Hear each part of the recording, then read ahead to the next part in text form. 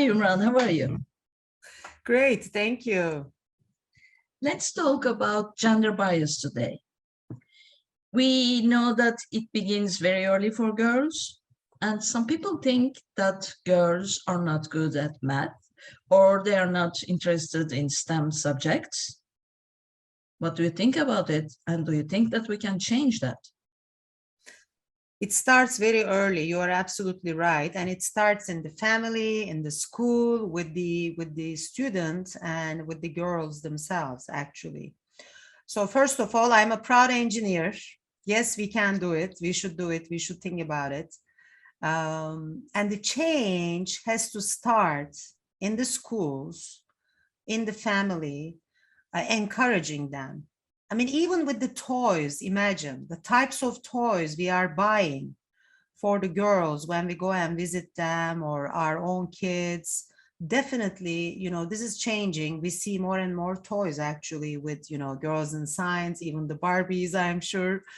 So that's very, very important. Actually, every industry should contribute to this case and make sure that from the very early ages, the role models represent the equality, that they can do any role without this bias. So our job is really continue talking about it, make sure in the schools we give enough understanding of what STEM is. Most of the time when I'm mentoring girls in the STEM fields these days, that's what I'm doing also, I see that they don't know about the jobs they can get when they graduate sometimes, from these fields. So early on in the middle school, in the high school, we should be able to share with the young people, actually, not only with girls, but what are the types of jobs they can actually obtain coming out of the STEM education. So that's very, very much actually reflecting the reality. Role modeling is important, education is important. And as I said, even the toys industry and other educational tools has to reflect this equal opportunity. Do you think that it's too late for me to be better at math?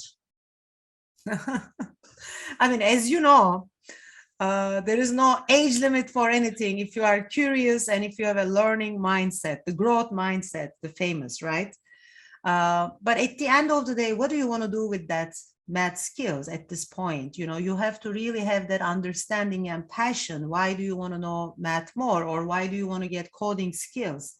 So if you have a goal, I mean, I know friends at my age doing PhDs in different fields. I'm getting several certifications. For example, these days, ESG is a very important matter. Environmental, social and governance matters are very important.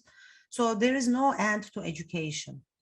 As long as we understand the end goal, what we want to do with it, I think it's very, very possible. Earlier the better. That's the reason we believe in the Million Mentor Women Mentors program. We believe earlier the better. So the shaping up of the future careers actually starts around the middle school. You start making choices, you start reading stuff, and demonstrate your interest in certain areas. High school, it's shaping up even more. But if you start, having STEM conversations after graduation, it can be late for shaping up that future. So let's start talking early to the students and the parents and the teachers also. And I will begin with Math for Dummies. Thank you, Imran. See you soon. No.